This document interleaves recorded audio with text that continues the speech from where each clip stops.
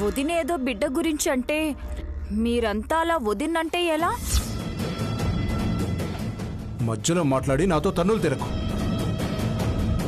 వదిన చేయటం, నువ్వు ఒత్తాసు పలకడం సరిపోయారిద్దరు. దమయంతి, ఒక్క విషయం గుర్తుంచుకో. అనుపముకంటూ ఒక రోజు వస్తుంది. ఆ రోజు నువ్వు తన కాళ్ల మీద పడి కన్నీళ్లతో కాళ్ళు కడగాల్సి వస్తుంది.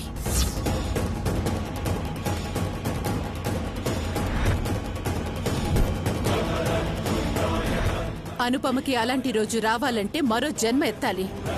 ఈ జన్మకి ఆ కళ్యాణితో అమ్మ అనిపించుకోవడం తప్ప అమ్మ కాలేదుగా. నాకు నా బిడ్డ చాలు. ఇంకెవరో వచ్చి నన్నమ్మా అనాలి అని నేనెదురు చూడటం లేదు.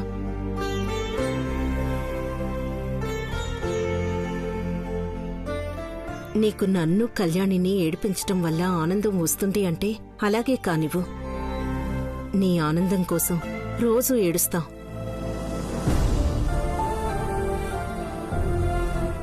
కానీ ఇప్పుడు మా తాపత్రయమంతా కన్నయ్యని బాగు చేసుకోవాలని. దయచేసి దీనికి మాత్రం అడ్డురాకు.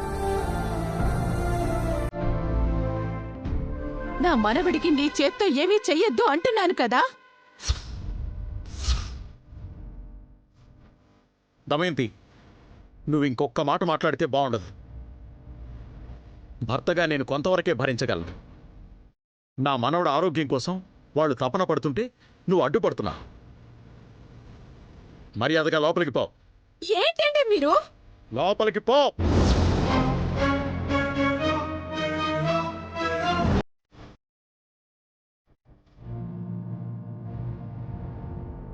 పో.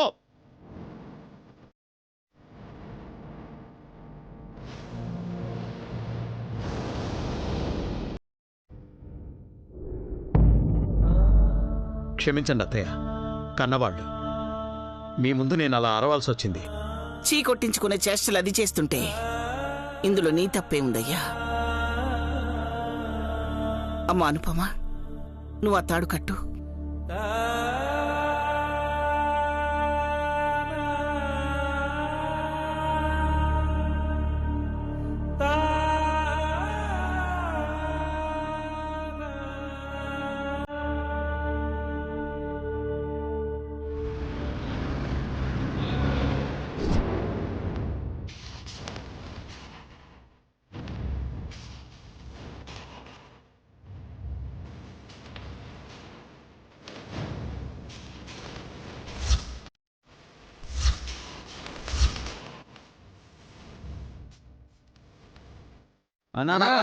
నమస్తే.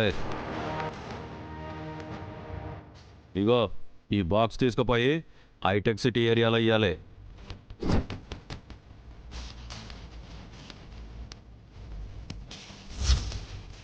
యాడ్ ఇయ్యాల తర్వాత ముచ్చట్లే కానీ ముంగటైతే ఈ బాక్స్లు ఏమున్నదో అది చెప్పు. ఏమున్నదో చెప్తే కానీ చేయవా ఏంది? అన్నా, నేనేం చేస్తానో నాకు తెలవాలి. నాకు తెలియకుంటే ఇట్లా చెప్పు.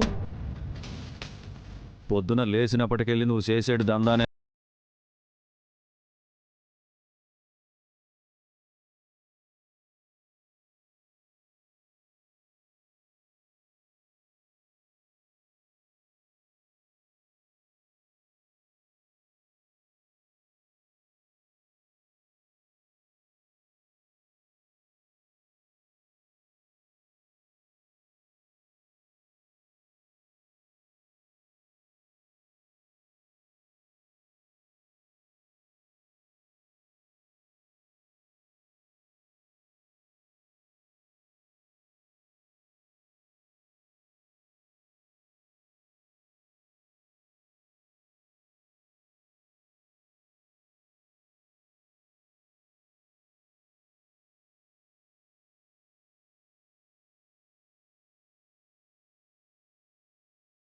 ఇసుంటి గలీజ్ పనులు చేసి పైసలు సంపాదించాల్సిన అవసరం అయితే లేదు. నేను ఈ ఆల్టికెళ్ళి కుటుంబ దందా కూడా ఇడిచిపెడుతున్నా. అన్నా, ఏందన్నా సూయిండా మాట్లాడుతున్నావా? అరే, సారా అంటే మత్తు, డ్రగ్స్ అంటే అంతకన్నా మత్తురా. దేశంలా చిన్న చిన్న పూరలంతా పాడైపోతుర్రా. బచ్చాగాళ్ళ ప్రాణాలు తీసే అసుంటి దందాలు మనకెందుకురా? అందుకే ఇయాల్సింది అసుంటి పనులు మానేయాలనుకున్నా. అరే నీకిదే ఫైనల్గా చెప్తున్నా. మళ్ళా ఏడనా కనిపించినావో సంపుతా బిడ్డ. ఉరుకో. నా మీద చేయి చేసుకున్నావులే. నేనెవరనుకున్నావురా? అభిబాయ్ మనిషిని. 1000కి 2000కి దందాలు చేసుకుని బతికటోడివి. నీకెందుకురా దేశం గురించి పోరాల గురించి? చెప్పింది చెయ్యాలే, పైసలు తీసుకుని పోవాలే.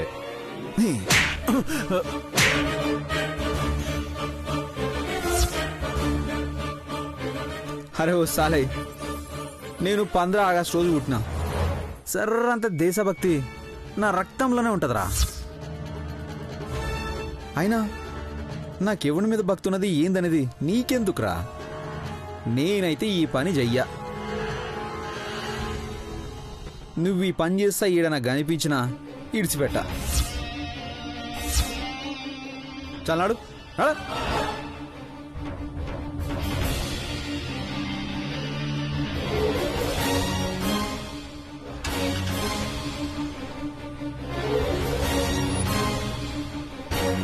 అన్నా నీకు ఈ పొద్దు ఏమైందే? వచ్చిందంత కాలదన్నా. ఆ డబ్బాలో డ్రగ్స్ ఉన్నాయో ఇంకేమున్నాయో మనకెందుకు? సీదా తీసుకుపోయి ఇచ్చినామా, పైసలు తీసుకున్నామా? ఏయ్, ఆన్ లెక్కనే నువ్వు మాట్లాడినావంటే ఆని కొట్టి ఇడిచిపెట్టినా నిన్నైతే సంపి బొందలో పెడేస్తా బిడ్డ.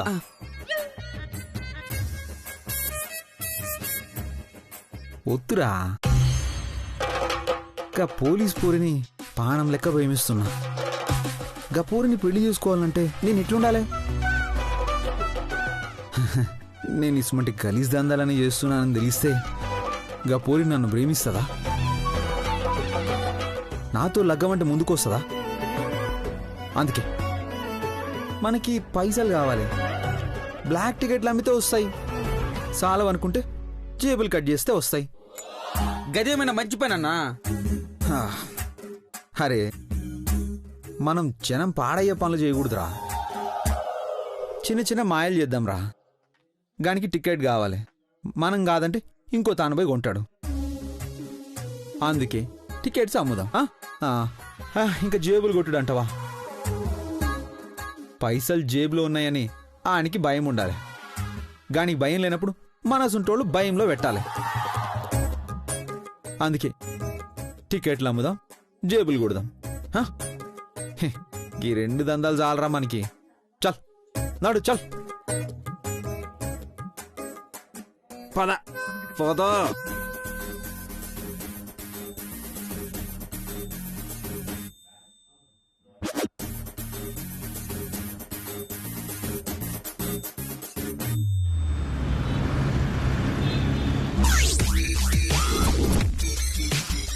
అసలు మీరు ఎందుకు ఉద్యోగంలోకి వస్తారో నాకు అర్థం కావడం లేదు. మీ వల్ల కానప్పుడు ఇక్కడి దాకా రావడం ఎందుకు? ఇంటి దగ్గరే వంట చేస్తూ కూర్చోవచ్చు కదా. ఆ బాబ్జీ గారిని పట్టుకోవాలని మీకు ఎప్పుడో చెప్పాను. ఇంతవరకు మీ వల్ల కాలేదు. మీరు వాణ్ణి అలా వదిలేస్తే నిన్నటికి నిన్న ఆ కాకినాడ కాంతమ్మ గారి పెళ్లిలో కూడా తాళిబొట్టు దొంగతనం చేశాడు. అంతకుముందు దారిన పోయే వాళ్ళ చేతిలో నుంచి బ్యాగ్ లాక్కొని పోయాడు. ఆ రోజు ఎవరిదో బైక్ ఎత్తుకుపోయాడు. ఇలా రోజుకో కేసు వాడి మీద వస్తున్నా గానీ మీరేం చేయరు. అది కాదు సార్, వాడిని పట్టుకోవాలని మేం కూడా. మాట్లాడుకు. ఇంకెక్కడ పట్టుకునేది మీరు? మీ కళ్ళ ముందే కదా పారిపోయాడు. పట్టుకోలేదే మరి? వాడిని పట్టుకోవాలని గట్టిగా ట్రై చేశాం సార్. కనీసం వాడి అసిస్టెంట్ నైనా పట్టుకోవాలని చూస్తే.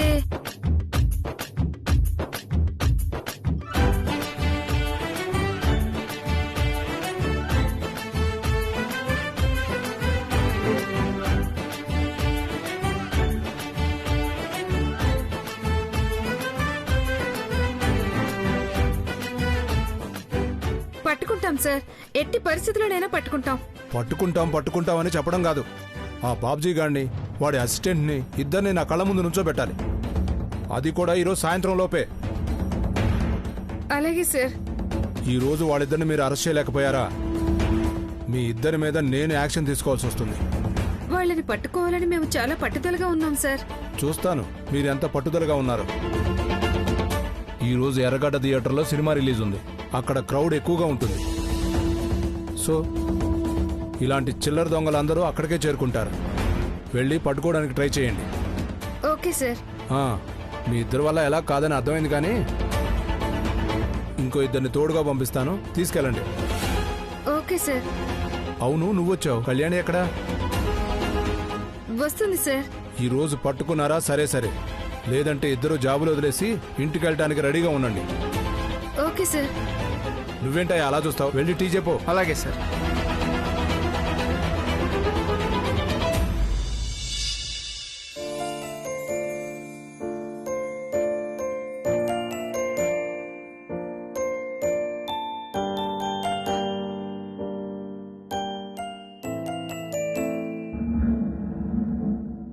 ఉన్నట్టుండి ఈ జ్వరం రావటం ఏమిటో. ఒక్క పూటకి కన్నయ్య ఎలా అయిపోయాడో. డాక్టర్ గారు ఇబ్బంది ఏం లేదన్నారు కదా, భయపడాల్సిన అవసరం లేదమ్మా. ఒక్కసారిగా ఒళ్ళంతా వేడిగా ఉండేసరికి భయపడిపోయానమ్మా. తగ్గిపోతుందని డాక్టర్ గారు చెప్పారు కదమ్మా. నువ్వు డ్యూటీకి బయలుదేరు. కన్నయ్యని ఇలా వదిలేసి నేనెలా వెళ్తానమ్మా? ఈ రోజు లీవ్ పెడతాను.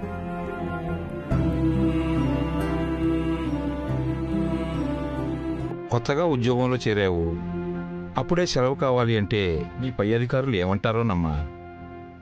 అదేమిటండి, బిడ్డకి బాగాలేదన్నా కూడా ఉద్యోగం చేయమంటారా ఏమిటి?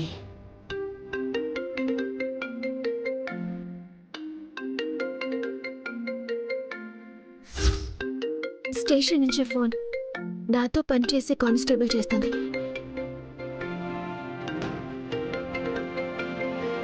హలో కళ్యాణి, బయలుదేరావా? లేదు, ఆ విషయం చెప్దామని ఫోన్ చేద్దాం అనుకుంటుంటే నువ్వే కాల్ చేసావు. ఆ బాబ్జీ గారిని ఎందుకు వదిలేశారు? అసలు మీరు డ్యూటీ చేస్తున్నారా లేదా అని మన సిఐ గారు కోపడ్డారు. అవునా? ఆ బాబ్జీ గారి తప్పించుకున్నాడు అనుకుంటే వాడితో ఉండే ఆ నల్ల బాలుగాడు చేసిన పనికి వాడేం చేశాడు? ఫోన్లో కాదులే, నేరుగా కలిసాక చెప్తాను. ఈ రోజు ఎర్రగడ్డ థియేటర్లో సినిమా రిలీజ్ ఉంది కదా, జనాలు ఎలా వస్తారో తెలుసు కదా. అంతమంది జనాలు వస్తున్నారంటే దొంగ వెధవలు కూడా తప్పకుండా వస్తారు. ఆ బాబ్జీ గాడు మనకు అక్కడ దొరకొచ్చు. నిజమే, కానీ నీ డౌట్ ఏంటి? మనిద్దరం ఎలానా? అందుకే సిఐ గారు ఇంకో ఇద్దరు కానిస్టేబుల్ ని పంపిస్తామన్నారు. నువ్వు తొందరగా బయలుదేరొచ్చే. నేను ఈ రోజు రాలేను. మా కన్నయ్యకి బాగా జ్వరంగా ఉంది. వీణ్ణిలా వదిలేసి ఎలా రమ్మంటావు? ఎస్ఐ గారికి ఈ విషయం చెప్పు.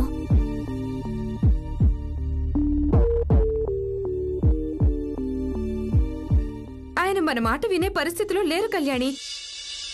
ఖచ్చితంగా వినను. ఏంటి, డ్యూటీకి రానంటున్నావా?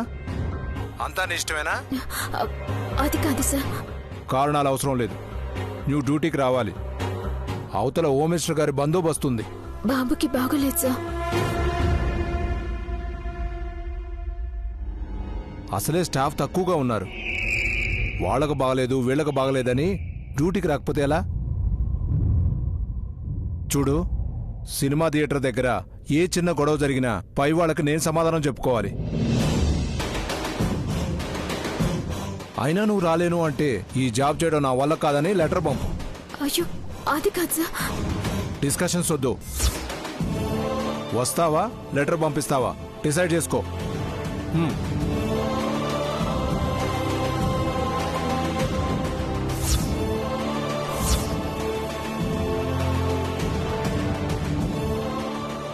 మా ఎస్ఐ గారు ఎంత చెప్పినా వినకుండా డ్యూటీకి రావాల్సిందే అంటున్నారు. సర్లే అమ్మా, చెప్పాను కదా కొత్తగా ఉద్యోగంలో చేరిన వాళ్ళకి అంత త్వరగా సెలవులు ఇవ్వరు అని. పర్లేదులేమ్మా, కన్నయ్యని మేము చూసుకుంటాం. నువ్వు వెళ్ళిరా. బాబుని లైవ్ నువ్వు వెళ్ళి రెడీ అయ్యిరా. ఎక్కడికి? అందరూ కలిసి సాగనంపుతున్నారు.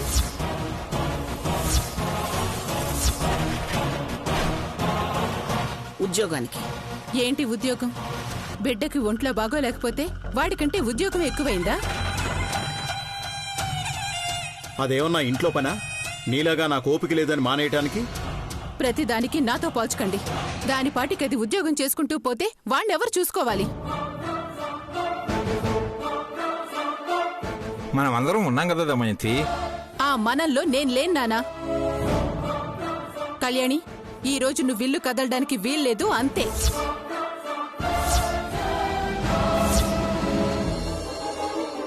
అది దడుపు జ్వరం. ఏ ఇబ్బంది లేదు, తగ్గిపోతుందని డాక్టర్ గారు చెప్పారు కదా. చెప్పాడమ్మా. 4 మందులు ఇచ్చి ఆయన పోయాడు. తగ్గద్దు.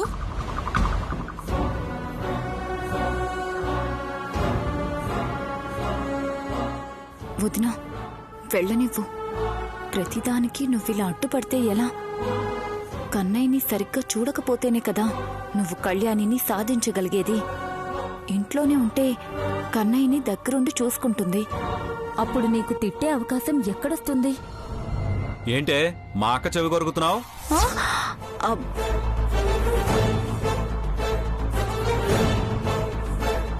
కళ్యాణి మీద ఎక్కిస్తున్నావా? అయ్యో, అదేం లేదండి. వెళ్ళనివ్వు వదినా. అందరూ వెళ్ళమంటుంటే నువ్వు వద్దండం ఏం బాలేదు అంటున్నాను.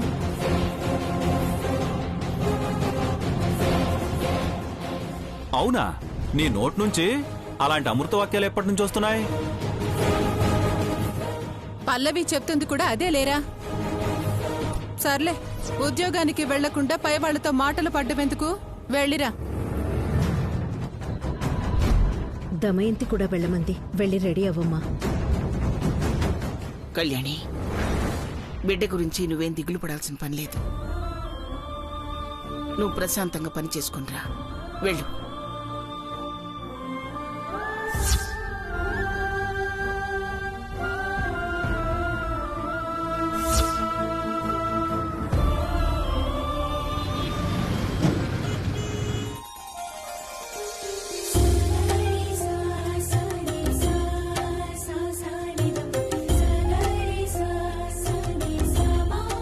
వద్దమ్మా.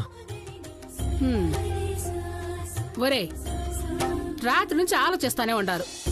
ఆ సౌర్యోదయం మిమ్మల్ని ఇంకా వదిలిపెట్టినట్లేదు. మా కళ్ళతో మేము క్లియర్గా చూసామమ్మా. ముందు శామ్ చెప్తే నమ్మలేదు, కానీ నేను చూశాను. అసలు ఈ రోజుల్లో కూడా చచ్చిపోయిన వాడు దెయ్యమై ఎలా వస్తాడు? ఎవరు చెప్పారా దెయ్యాలు లేవని? కాకపోతే అందరికీ కనిపించవు. ఇదిగో, నీలాగా నాలాగా పాపాలు చేసుంటారే, మాలాంటి వాళ్ళకి కనిపిస్తాయి.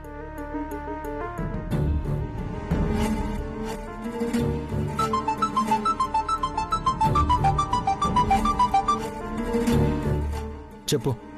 సిద్ధు, నీకు వాట్సాప్ లో పోస్ట్ మార్టం రిపోర్ట్ పంపించాను, చూడు. థ్యాంక్స్ అండి. ఏంటి? పోస్ట్ మార్టం రిపోర్ట్స్ వచ్చేసాం. అవునా? త్వరగా చూడు, అందులో ఏముందో.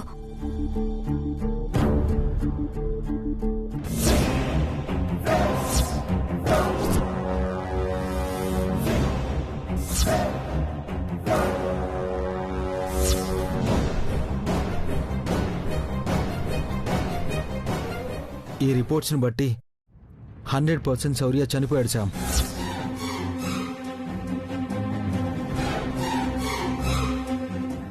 అయితే మనం చూసింది నిజమైన దెయ్యాన్నేగా?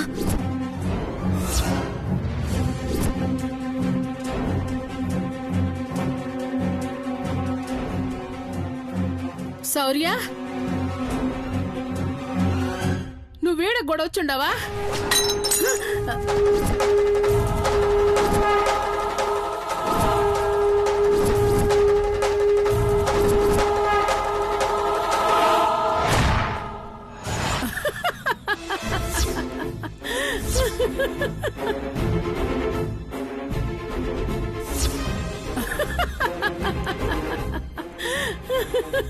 అమ్మా, ఏంటి నీకు ఆటలుగా ఉందా? అవతల శౌర్యగాడు కనిపించి మేము టెన్షన్తో చేస్తుంటే మధ్యలో నీ గోలేంటి? మీ ధైర్యం ఏ పాటితో చూద్దామని. మనుషులతో గొడవ పడాలంటే ధైర్యం ఉంటుంది, దయ్యాలతో గొడవ పడాలంటే ఎలా ధైర్యం ఉంటుంది? ఆ భయం పోగొట్టడానికే శామ్ నేను మా అక్కకి కళ్యాణిని ఎలాగైనా ఈరోజు డ్యూటీకి వచ్చేలా చేయమని చెప్పాను.